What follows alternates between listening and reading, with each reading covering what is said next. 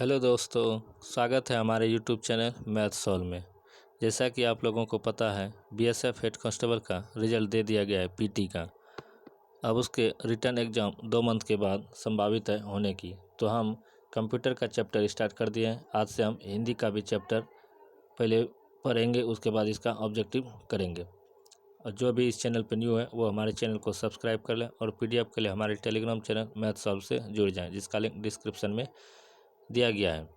और वीडियो को like, comment and share करें। तो चलिए स्टार्ट करते हैं। हिंदी चैप्टर नंबर 1, ध्वनि एवं हिंदी वर्णमाला व वर्णक्रम।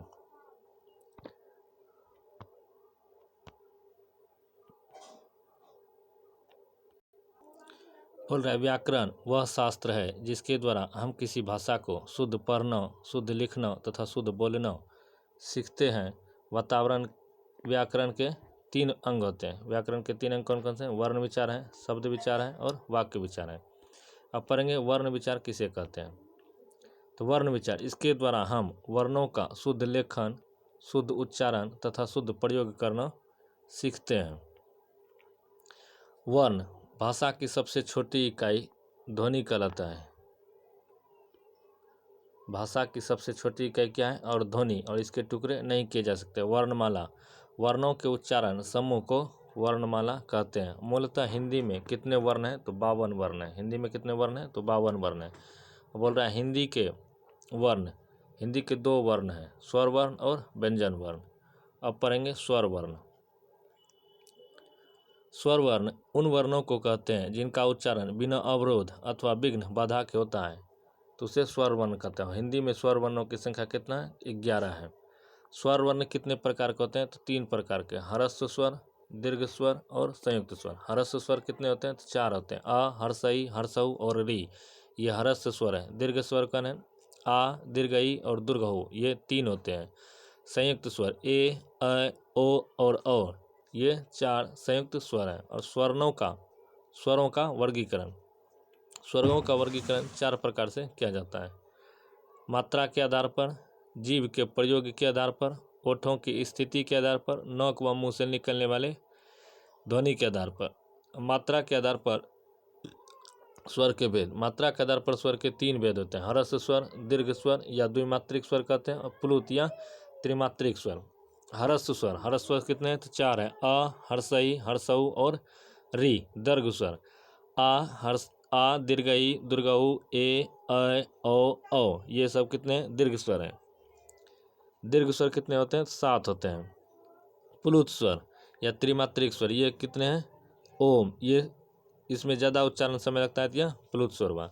अब पढ़ेंगे जीभ के प्रयोग के आधार पर। जीभ के प्रयोग के आधार पर स्वर के कितने भेद हैं? तो स्वर के 3 भेद हैं, अग्र स्वर, मध्य स्वर और पश्च स्वर। अग्र स्वर हुआ जो जीभ के आगे के भाग से बोला जाता है, तो यह हुआ हर्षई, दीर्घई, ए, अ। मध्य स्वर हुआ अ, पश्च स्वर हुआ आ, हर्षऊ, दुर्गहु, औ, ये 4 हुए। आगे है, ओठों की स्थिति के आधार पर स्वर के कितने भेद होते हैं? तो 2 भेद होते हैं, अवृतमुखी स्वर और वृत्तमुखी स्वर। अवृतमुखी स्वर है अ, आ, हर्षई, दीर्घई, ए, अ। वृत्तमुखी स्वर है हर्षऊ, दुर्गहु, ओ, औ, मुख विवर के आधार पर, मुख विवर के आधार पर स्वर के 4 भेद होते हैं, संवृत, अर्धसंवृत, अर्धविवृत और विवृत। संवृत हर्षई, हर्षई, दीर्घई, हर्षऊ, दुर्गऊ। अर्धसंवृत ए, औ। अर्धविवृत अ, ए, औ। विवृत स्वर आ। नाक व मुंह वायु के आधार से निकलने के आधार पर, तो यह 2 प्रकार का, अनुनासिक स्वर और निरनासिक स्वर। अनुनासिक स्वर हुआ अ, हर्षई, अ, आ और हर्षई। व्यंजन वर्ण, जिन वर्णों का उच्चारण स्वरों की सहायता से होता है वे व्यंजन वर्ण कहलाते हैं। हिंदी में व्यंजन वर्णों की संख्या कितना है? 33 है, जबकि स्वर वर्णों की संख्या कितना है? 11 है। और कुल वर्णों की संख्या कितना है? हिंदी में 52 है। अब पढ़ेंगे व्यंजन वर्णों का वर्गीकरण। स्पर्श व्यंजन कितना है? तो 25 है। यह इंपॉर्टेंट है। स्पर्श व्यंजनों की संख्या कितना है? तो 25 है। अंतस्थ व्यंजन की कितना है? तो 4 है, य, र, ल, व। ऊष्म व्यंजन कितना है? तो 4 है, तालव स, मूर्धन्य स, दंत स और ह। अस्पर्श व्यंजन क वर्ग, च वर्ग, ट वर्ग, त वर्ग और प वर्ग ये सभी अस्पर्श व्यंजन है और 25 है। अंतस्थ व्यंजनों की संख्या 4 है। उसमें व्यंजनों की संख्या कितना है? 4 है। अब पढ़ेंगे घोषत्व के आधार पर वर्ण के भेद।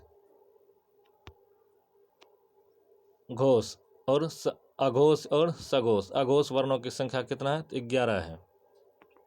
और सघोष वर्णों की संख्या कितना है? 29 है।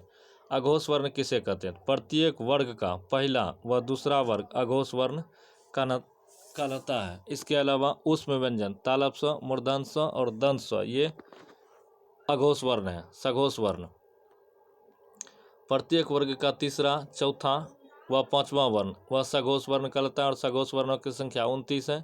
और सभी स्वरों की संख्या कितना है? 11 है। और अंतस्थ व्यंजन कितना है?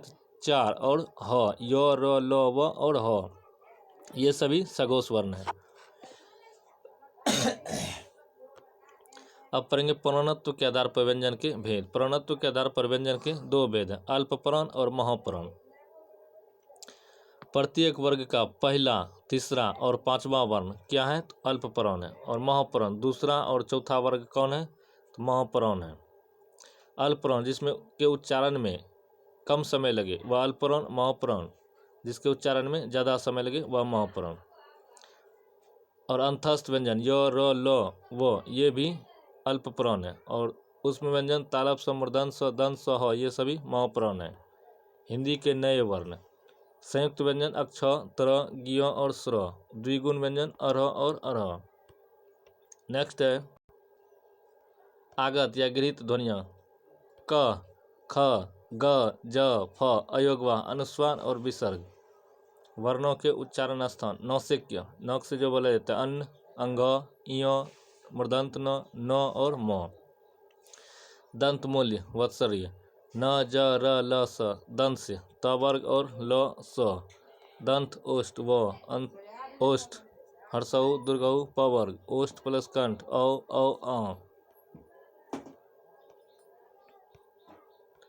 मूर्धा री, ट वर्ग, र और मूर्धन्य स्व। तालु तालव्य हर्षई दीर्घई च वर्ग, य और स्व। कंठ तालु ए और अ। कंठ प, आ, अन्न, क वर्ग, ह और विसर्ग। पंचमाक्षर हिंदी में अनुनासिक वर्णों की संख्या 5 है। अंग, इय, मूर्धन्य न तथा म ये पंचमाक्षर कहलाते हैं। स्पर्शी संघर्षी व्यंजन च, छ, ज, झ। संघर्षी व्यंजन तालव्य स्व, मूर्धन्य स्व, दंत स्व, ह, ख, ग, ज तथा फ। पार्श्विक व्यंजन ल, लुंठित व्यंजन र, उत्क्षिप्त व्यंजन अर्ह और र और अर्ह। अब पढ़ेंगे उसका ऑब्जेक्टिव क्वेश्चन।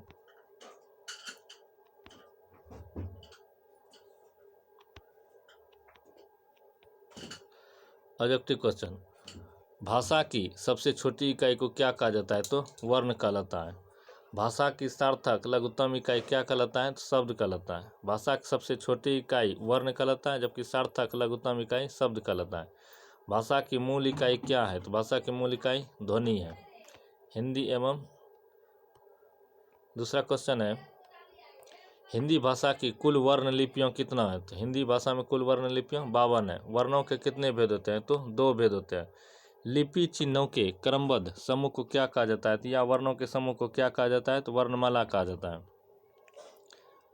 वर्णमाला किसे कहते हैं? तो वर्णों के व्यवस्थित समूह को वर्णमाला कहते हैं। हिंदी में मूलतः वर्णों की संख्या कितना है? तो 52 है। डैश स्वर नहीं है, यह ऑप्शन के आधार पर इयों। री ध्वनि किस स्वर के अंतर्गत आता है? यह ह्रस्व स्वर के अंतर्गत आता है। हिंदी वर्णमाला में स्वरों की कुल संख्या कितना है? तो 11 है। जिनका उच्चारण स्वतंत्र रूप से होता है और जो व्यंजन के उच्चारण में सहायक होते हैं तो उसे क्या कहते हैं? तो स्वर कहते हैं। वृष्टि शब्द में मात्रा का उपयोग हुआ है तो री का। री है स्वर है। स्वरों की संख्या कितना होता है? तो 11 होता है। स्वरों का उच्चारण बिना किसी सहायता से होता है। स्वर डैश का भेद है, स्वर वर्ण का भेद है।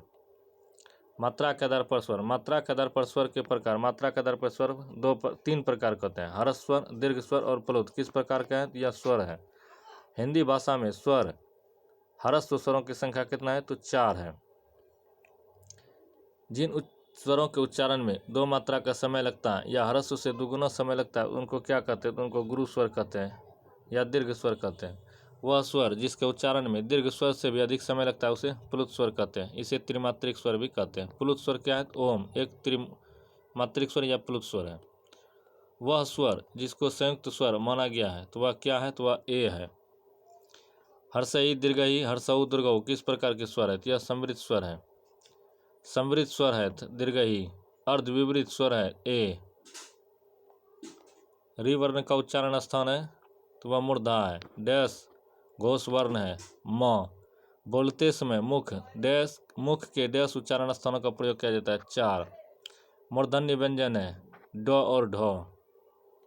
हर्षई दीर्घई किस प्रकार के वर्ण है? तो यह तालव्य वर्ण है।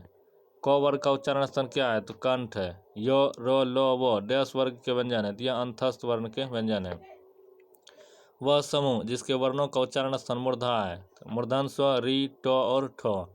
विसर्ग का उच्चारण स्थान है तो विसर्ग का उच्चारण स्थान कंठ है। कंठोष्ठ्य दीर्घ स्वर का उदाहरण है औ। कंठ वर्ण है ओ। हर्षई दीर्घई चो छ जो झ इयो का उच्चारण स्थान डैश होता है तो तालव्य से होता है। जीवा के आधार पर स्वर के प्रकार। जीवा के आधार पर स्वर के 3 प्रकार। ओष्ठ वर्ण है हर्षऊ। कंठ तालव्य है ए और अ। वह वर्ण जिसका उच्चारण स्थान कंठ तालु है तो ए। औ वर्ण है कंठोष्ठ। जब स्वर के उच्चारण में ध्वनि मुख के साथ साथ नासिका द्वार से भी निकलती है तो उस अनुनासिकता को प्रकट करने के लिए प्रयोग किया जाता है तो चंद्र बिंदु का प्रयोग किया जाता है। अनुनासिक स्वरों का उच्चारण स्थान है तो नौक और मुंह। अनुनासिकता शब्द है संभालना। जिन स्वरों के उच्चारण में हवा नौक से भी निकलती है उन्हें कहते हैं अनुनासिक स्वर। जिनकी ध्वनि केवल मुख से निकलती है वे निरुनासिक स्वर कहलाते हैं। ओठों की आकृति के आधार पर स्वर। ओठों की आकृति के आधार पर आवृत्ति स्वर है दीर्घई हर्षई। स्वर से संबंधित अन्य प्रश्न। भाषा विज्ञान की दृष्टि से दुर्गहु डैश प्रकार का उदाहरण है? पश्च समृद्ध। वह शब्द जो स्वर का वर्गीकरण नहीं है द्वित्व। हिंदी वर्णमाला की री ध्वनि है स्वर। जब 2 व्यंजन एक साथ मिलते हैं तो उन्हें क्या कहते हैं? तो उन्हें संयुक्त व्यंजन कहते हैं। डैश वर्ण दंत्य नहीं है ट। दंत वर्ण कौन है? तो वर्ग। तो वर्ग की ध्वनियों का उच्चारण स्थान है तो दंत्य। डैश वर्ण महप्राण का उदाहरण है भ। घ का उच्चारण स्थान कहाँ है? कंठ से। हिंदी की ठ ध्वनि है मूर्धन्य। स्वर ए ऐ का उच्चारण स्थान है कंठ तालव्य। य र ल व डैश व्यंजन है तो अंतस्थ व्यंजन है। च वर्ण का उच्चारण स्थान है तो तालव्य है। प वर्ग का उच्चारण स्थान क्या है? तो प वर्ग का उच्चारण स्थान ओष्ठ है। त्रिवेणी शब्द में त्र डैश वर्णों के योग से बना है तो त्व और र के योग से बना है। सर्वज्ञ शब्द में संयुक्त व्यंजन ज्ञ डैश वर्णों के योग से बना है तो ज और इ से। वह व्यंजन जिसके उच्चारण में जीवा तालु से नहीं टकराती है तो घ कंठ से बोला जाता है। ओष्ठ वर्ण कौन है? तो प फ ब और भ। संयुक्ताक्षर है अक्ष त्र ज्ञ और स्र। कंठ से उत्पन्न होने वाले वर्ण है क वर्ग ग और घ क ख। दंत उच्चारण वर्ण है तो वर्ग। वह व्यंजन जिसका उच्चारण तालु से होता है ज्य उसमें व्यंजन है उसमें 4 व्यंजन य र ल व। तालव समूर्धन स दंत स और ह ये उसमें व्यंजन है। तालव्य महप्राण घोष व्यंजन वर्ण का उदाहरण है तो झ। वह वर्ण जो पंचमाक्षर है म। कंठ महप्राण घोष व्यंजन वर्ण का उदाहरण है तो ह। मूर्धन्य अल्पप्राण घोष व्यंजन वर्ण का उदाहरण है तो ड। ओष्ठ महप्राण घोष व्यंजन वर्ण का उदाहरण है भ। मूर्धन्य अल्पप्राण अघोष वर्ण का उदाहरण है तो ट। वह व्यंजन जो उसमें है मूर्धन स। उसमें व्यंजन 4 है तालव स मूर्धन स दंत स और ह। घ ग ड तो इनमें अघोष व्यंजन है तो 2 अघोष व्यंजन है। वह व्यंजन जो अघोष है तो ख। हिंदी वर्णमाला में व्यंजन वर्णों की संख्या कितनी है? तो 33 है। ज्ञ वर्ण डैश वर्णों के संयोग से बना है ज और इयों के। जिन स्वरों के उच्चारण में 2 मात्राएं लगती है उसे क्या कहते हैं? उसे गुरु स्वर कहते हैं। तालव स का उच्चारण स्थान है तालु। वह व्यंजन जो अंतस्थ व्यंजन है य र ल व ये चारों अंतस्थ व्यंजन है। इससे आगे हम नेक्स्ट वीडियो में पढ़ेंगे। मिलते हैं कल नेक्स्ट वीडियो के साथ। जय हिंद जय भारत।